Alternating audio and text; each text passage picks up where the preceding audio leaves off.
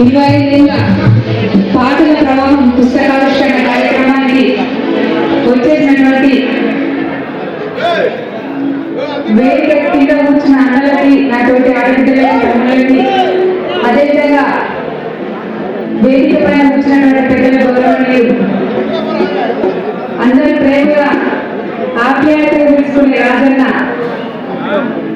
అదేవిధంగా చాలా మంది కవులు కళాకారులు అందరూ కూడా ఉన్నారు. అక్కుని స్వర్ణక, నర్సన్న, మల్లిగక్క, విజయక్క, చాలా మంది వచ్చిన అందరికీ నాతోటి కళాకారులందరికీ నేను శిరస్సు కళాకారులను తెలియజేస్తున్నా. ఇందాక వచ్చినప్పటికీ స్వర్ణక్క మాట్లాడుతుంది, అక్క మాటలు విన్నా చాలా ఆవేదనతో చాలా ప్రేమతో మాట్లాడినాక నేను కూడా అవే మాటల్ని మళ్ళీ రిపీట్ చేద్దామని. నిజంగా నాకు 2005-6లో సోమన్నతో పరిచయం. నాకు నిజామాబాద్ మాది. నిజామాబాద్లో అన్న నేను మాట్లాడతాను ఒక 2 నిమిషాలు. 2005-6లో అన్నతో నాకు పరిచయం. అంబేద్కర్ విగ్రహావిష్కరణకు వస్తే అన్న బహుజన యుద్ధనౌక ఏకూరు సోమన్న అంటే చూడడానికి ఆయన పాట పాడడానికి కాదు, అప్పుడు అన్న చూడడానికి ఆయన చిన్నగా ఉన్నప్పుడు నేను 10th అయిపోయింది అప్పుడైనా. అది అప్పటి నుంచి ఇప్పటి వరకు అదే ప్రేమ, ఆప్యాయత, అనుబంధం. సోమన్న గురించి ఒక్క మాటలో చెప్పాలంటే సోమన్న నియతిగలుడు, ప్రేమగలుడు.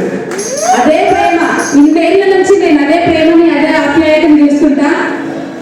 అన్న కన్నీళ్ళు పెడుతుంటే నాకు చాలా బాధ అనిపించింది. అన్న అక్క చెప్పినట్టు, పుష్పని అక్క చెప్పినట్టు కన్నీళ్లు పెట్టించే రకం కాదు, కన్నీళ్లు పెట్టించాలి, ఏడవద్దు, ఏడిపియాల.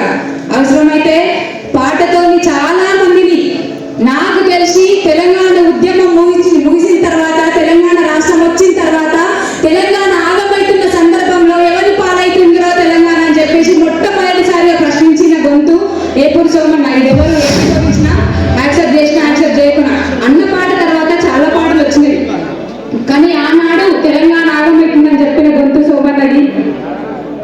నిన్న మొన్న ఒక ఇంటర్వ్యూలో చెప్పిండు, నీకు నిలకడ లేదు అని ఒక జర్నలిస్ట్ అడిగితే చాలా గట్టిగా చంప మీద తగిలినట్టు చెప్పిండు. మీరు అందరు విన్నారా అన్న? విన్నారా? విన్నారా? ఊర్లలో ఒక సామెత ఉంటుంది తెలుసుగా, మోటు సామెత ఉంటుంది.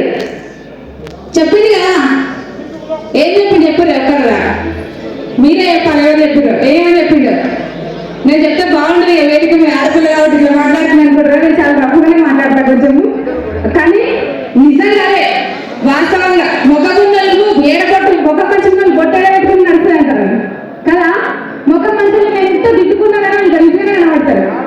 అట్లనే ఉంటుంది. సోమన్న చాలా ముక్కుసూటిగా మాట్లాడుతుంది, కానీ ఇందాక స్టాలిన్ అన్న చెప్పినట్టు రాబోయే రోజుల్లో అన్నని గాయకుడిగా, రచయితగా, కవి గాయకుడిగా చూసినాము, నాయకుడిగా చూడాలని